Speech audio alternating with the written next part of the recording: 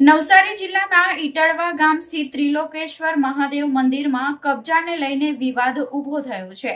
મંદિરના ટ્રસ્ટી દ્વારા ગંભીર આક્ષેપો કરવામાં આવ્યા છે કે છેલ્લા 18 થી 19 વર્ષથી મંદિરનું સંચાલન નિયમિત રીતે કરવામાં આવતું હતું, છતાં ગત 14 ફેબ્રુઆરી 2025ના રોજ હરીશ દેશમુખ નામના વ્યક્તિએ કેટલાક લોકો સાથે આવી જબરજસ્તી મંદિરનો કબજો લઈ લીધો છે।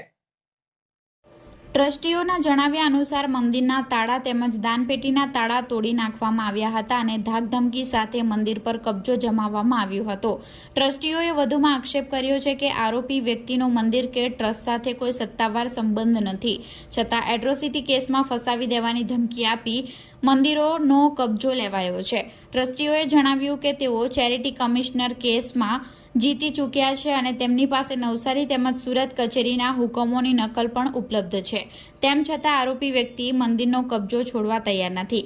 આ મામલે પોલીસ તંત્રએ લેખિતમાં અનેક રજૂઆતો કરવામાં આવી હોવા છતાં કોઈ યોગ્ય કાર્યવાહી ન થતાં ટ્રસ્ટીઓ ડીવાયએસપી કચેરીએ ન્યાય માંગ સાથે પહોંચ્યા હતા।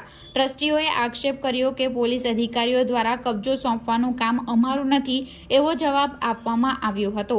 હાલ સમગ્ર મામલો સ્થાનિક સ્તરે ચર્ચાનો વિષય બન્યો છે અને મંદિર ટ્રસ્ટીઓએ તંત્ર પાસે યોગ્ય તપાસ કરી મંદિરનો કબજો પરત અપાવવા તેમજ જવાબદારો સામે કડક કાર્યવાહી કરવાની માંગ ઉઠાવી છે।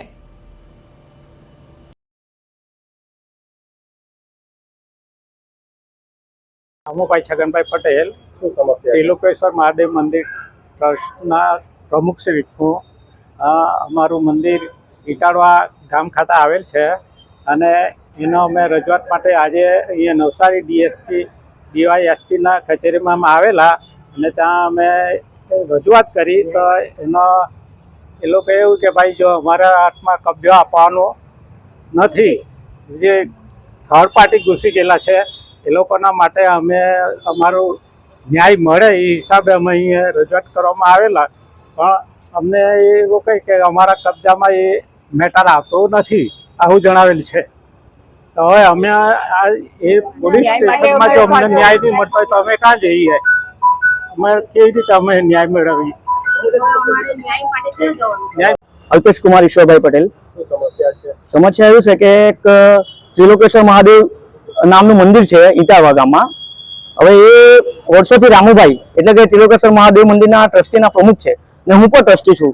હવે આજે 18 થી 19 વર્ષથી મંદિરનું સંચાલન કરતા હતા અને ગત 14 ફેબ્રુઆરી 2025ના રોજ હરીશ દેશમુખ નામના વ્યક્તિએ ધાક ધમકી આપી માણસો લાવી જબરજસ્તી મંદિરનો કબજો લઈ લીધો છે। એના તાળા તોડી નાખ્યા છે, દાન પેટીનું તાળું તોડી નાખ્યું છે ને મંદિરનો કબજો જબરજસ્તીથી લઈ લીધો છે। એને ટ્રસ્ટ સાથે મંદિર સાથે કઈ લાગતું ઓળખતું નથી, છતાં પણ એ માણસે જબરજસ્તીથી અમને ધમકી આપી, બરાબર એટ્રોસિટીનો કેસ મૂકી દેવા આવી બધી ધમકી આપી ને મંદિરનો કબજો જબરજસ્તીથી લઈ લીધો છે। કેસ અમે જીતી ગયેલા છે ચેરિટીમાંથી, અમારી પાસે નવસારીનો હુકમ છે, સુરતનો પણ હુકમ છે, છતાં પણ એ માણસ મંદિરનો કબજો છોડવા તૈયાર નથી અને આ વિશે અમે લેખિતમાં અરજી પણ આપી હતી, પણ પોલીસ વાળાએ અમને કોઈ ન્યાય નથી આપ્યો। આજે ડીવાયએસપી સાહેબ સમક્ષ અમે આવેલા હતા કે અમને ન્યાય મળે।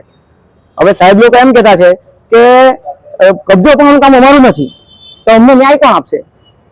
ને આ જે થર્ડ પાર્ટી માણસ છે એને કઈ લાગતું વળતું નથી મંદિર સાથે કે કોઈ ટ્રસ્ટ સાથે, અમને ન્યાય કોણ આપશે?